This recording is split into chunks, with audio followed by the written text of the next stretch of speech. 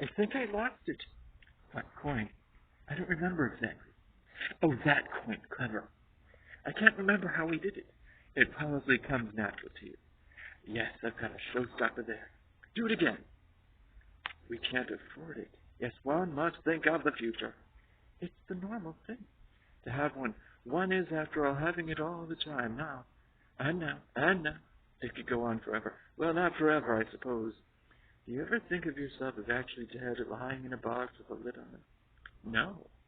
Nor do I really.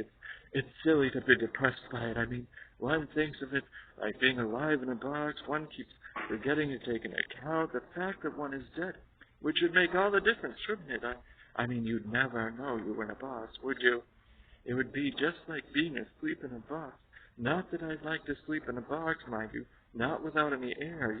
You'd wake up dead for a start, and then where would you be, apart from inside a box? That's the bit I don't like, frankly. That's why I don't think of it. Because you'd be helpless, wouldn't you?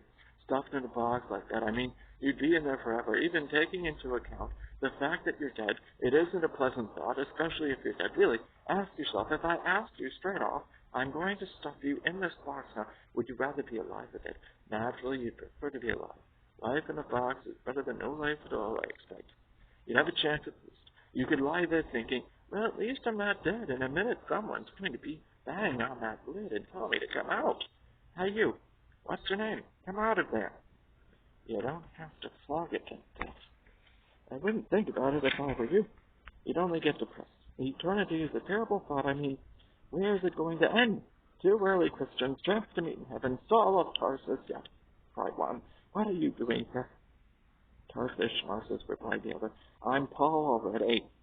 They don't care. We can't count for nothing. We could remain silent, silver, green in the face. They wouldn't come. Blue, red. A Christian, a Muslim, and a Jew chanced to meet in a closed carriage. Silverstein, cried the Jew. Who's your friend?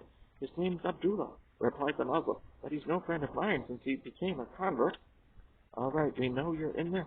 Come out talking. We have no control, none at all. Whatever became of the moment when one first knew about death, there must have been a moment in childhood when it first occurred to you that you don't go on forever. It must have been shattering, stamped into one's memory, and yet I can't remember. It never occurred to me at all. What does one make of that?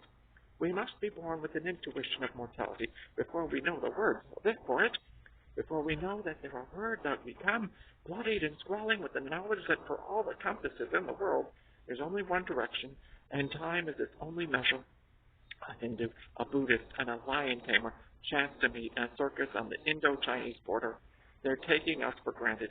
Well, I won't stand for it. In future, notice will be taken.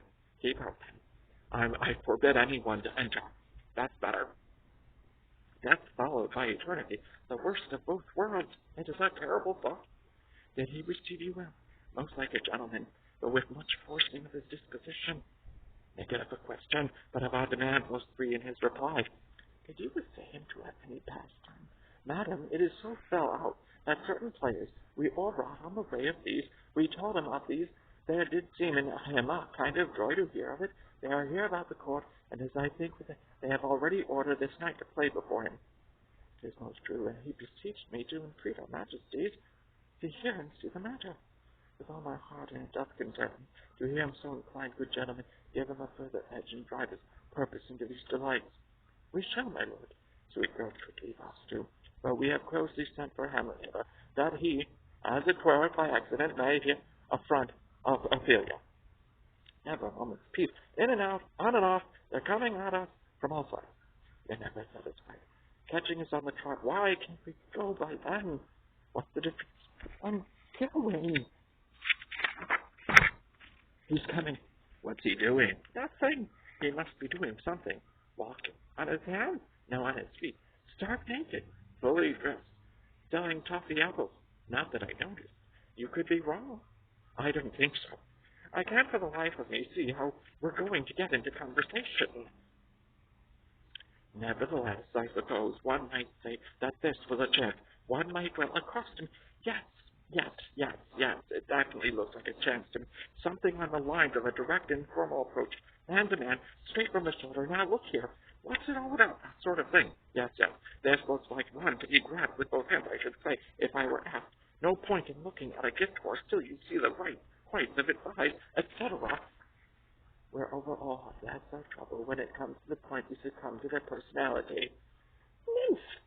In thy horizons be all my sins remembered. Lord, my lord, how does your armor for this many days? I humbly thank you. Well. It's like living in a public park. Very impressive. Yes, I thought your direct and formal approach was going to stop this thing dead in its tracks there. If I might make a suggestion, shut up and sit down. Stop being so terse. I'm not going to stand for it. Guess who? Alfred. Excuse me? I beg your pardon. What did he do? I put my foot down. My hand was on the floor. You put your hand onto his foot? What for? It's not. Don't leave me. Right, we haven't got much time. What are you doing? Dress rehearsal. Now, if you two wouldn't mind just moving back. There. Good. Everyone ready. And for goodness sake, remember what we're doing. We always use the same costume, more or less, and they forget what they are supposed to be, and you say, stop picking your nose, Alfred. When queens have to they do it by a cerebral process passed down in the blood. Good. Silence. Off we go. 30 times with that Phoebe's skirt. No. Dumb show first. Your confounded majesty. They're a bit out of practice, but they always pick up wonderfully for the depth that brings out the poetry in them. How nice. There's nothing more unconvincing than unconvincing death, I'm sure. Act one. Move now. What is the dumb show for? But the device, really, it makes the action that follows more or less comprehensively, you understand. We are tied down to a language which makes up in obscurity what it lacks in style, the mime. Enter another. It is. Who is that? The king's brother and uncle to the prince. Not exactly fraternal, not exactly avuncular as time goes on.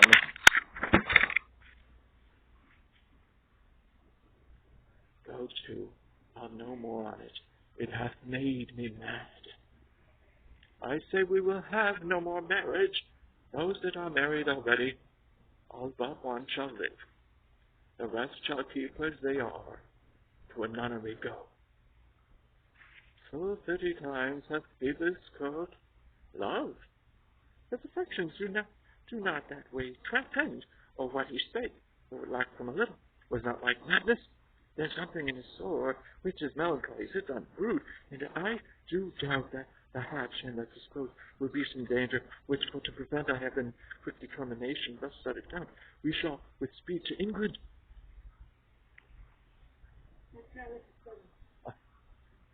Gentlemen, it does seem to be coming. We are not getting it at all. What did you think? What was I supposed to think? You're not getting across. That didn't look like love to me. Starting from scratch again. It was a mess. It's going to be chaos in the night. Keep back. We're spectators. Act 2 positions. Wasn't that the end? Do you call that an ending with practically everyone on his feet? My goodness, no. Over your dead body. How am I supposed to take that? Lying down. Is the design at work and all out? Surely you know that. Events must play themselves out to aesthetic, moral, and logistical conclusion. And what's that in this case? It never varies. We aim at the point where everyone who is marked for death dies. Marked? Between just desert and tragic irony, we are given quite a lot of scope for our particular talents. Generally speaking, things have gone about as far as they can possibly go when things have gone about as bad as they reasonably get.